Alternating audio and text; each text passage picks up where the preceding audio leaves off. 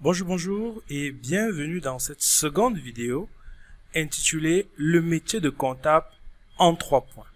Alors, comme je vous ai annoncé dans la vidéo précédente, cette formation qui s'intitule Sage comptabilité et pratique comptable quotidienne va au-delà de l'apprentissage du logiciel, mais elle vous enseigne aussi le métier de comptable. Alors, en 3 points, je vais vous enseigner ce qu'est le métier de comptable. Premièrement, les 3 points du métier de comptable sont la capacité à collecter les documents, la capacité à saisir les informations et la capacité à diffuser ces informations. Ce sont les 3 points pour être un bon agent comptable. Vous devez collecter les documents, les saisir et les diffuser. C'est très important. Ne faites pas l'un sans l'autre. C'est que vous aurez rompu la chaîne. Alors, qu'est-ce que j'entends par collecter les documents?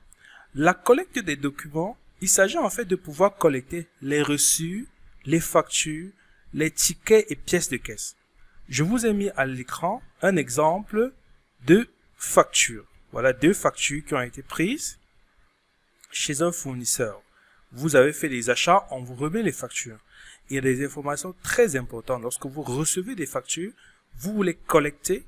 Lorsque vous les collectez, il y a des informations telles que le registre de commerce, le numéro de contribuable, très important ces numéros de contribuable-ci, car ils vous seront demandés lors de l'établissement des DSF, les numéros de contribuable de vos fournisseurs. Alors, dès que vous avez collecté les documents, qu'est-ce que vous en faites? Vous devez les saisir. Avant de les saisir, là on est à la deuxième étape, vous collectez les informations, vous les regroupez par nature. Regrouper les pièces par nature, ça veut dire quoi? Est-ce qu'il s'agit des achats? Est-ce qu'il s'agit des ventes? Est-ce qu'il s'agit d'autres opérations? Est-ce qu'il s'agit d'un mouvement de trésorerie? Alors, vous les regroupez par nature, les achats ensemble, les ventes ensemble. Ensuite, vous procédez au classement chronologique de celles-ci. Donc, les premières pièces d'abord, ensuite les secondes, en fonction de leur date. Et enfin, vous effectuez des précomptabilisations. Voici un exemple de fiche de précomptabilisation ici. Où, en fonction de la pièce, vous faites d'abord un travail manuel avant de passer à la machine.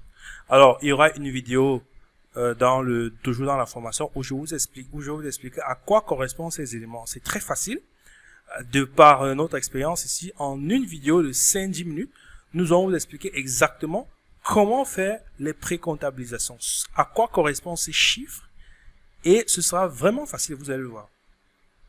Ensuite, vous devez faire dans la comptabilisation dans les journaux adéquats. Vous avez déterminé déjà qu'est-ce que vous allez faire comme précomptabilisation. Vous les avez recoupés par nature.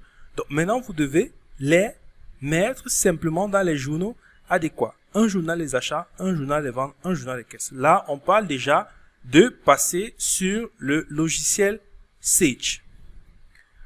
Alors, dès que vous avez saisi les informations, vous devez donc maintenant diffuser ces informations. Diffuser les informations, c'est les transmettre.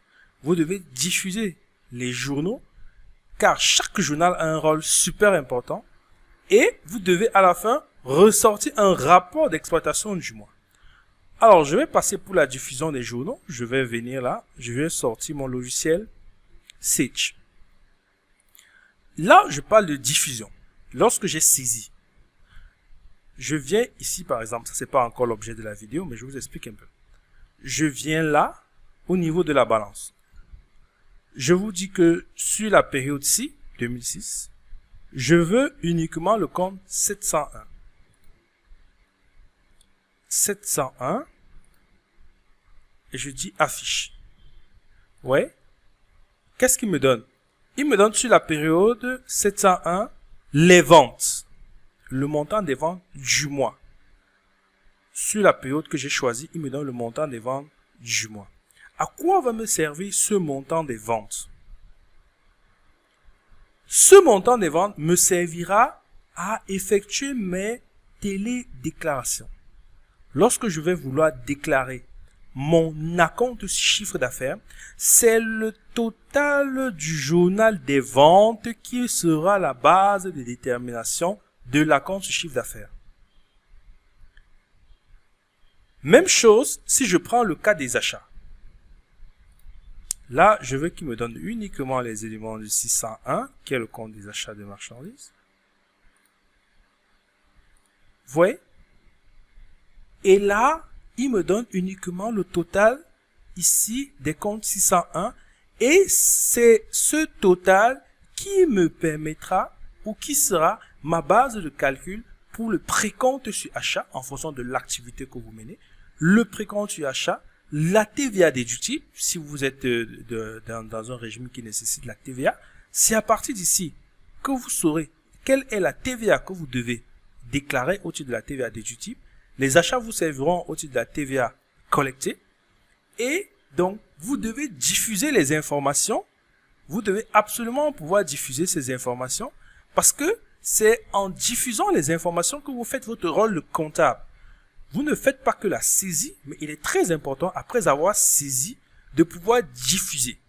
Diffuser veut dire quoi? Veut dire transmettre l'information. Le journal des ventes me sert à déterminer l'acompte sur chiffre d'affaires. 2,2% si vous êtes du réel ou 5,5% si vous êtes du simplifié. À déterminer aussi le montant de la TVA collectée. Le journal des achats me sert à quoi? Il me sert à déterminer le montant du précompte sur achat et ma TVA déductible. Le journal des achats, aussi, le journal des opérations diverses, lui va me servir à quoi? À la déclaration des impôts sur salaire. Donc, c'est très important, lorsque vous avez collecté les informations, vous les avez saisies, il faut pouvoir les diffuser. Si vous faites une rupture de la chaîne, vous perdez la qualité de votre travail. Et comme je vous le disais aussi, il y a le rapport d'exploitation qui est aussi un élément très important. Parce que, en tant que comptable, lorsque vous avez déjà vous avez saisi les informations, vous avez sorti les journaux qui vont vous aider pour la partie fiscale de votre comptabilité, vous devez maintenant aussi rédiger un rapport d'exploitation à l'attention du directeur général. Je vais vous montrer là un spécimen des rapports que nous faisons. Alors, Abu Dhabi Consulting, vous allez voir par exemple là, un rapport chez nous à plusieurs points. On montre le compte de résultat des charges, les produits, le résultat. On analyse les charges, on analyse les produits, on met un compte courant, on suit la trésorerie. Alors, comment se passe l'analyse des charges? Vous regardez? On met les charges par rubrique, on met les éléments et les montants.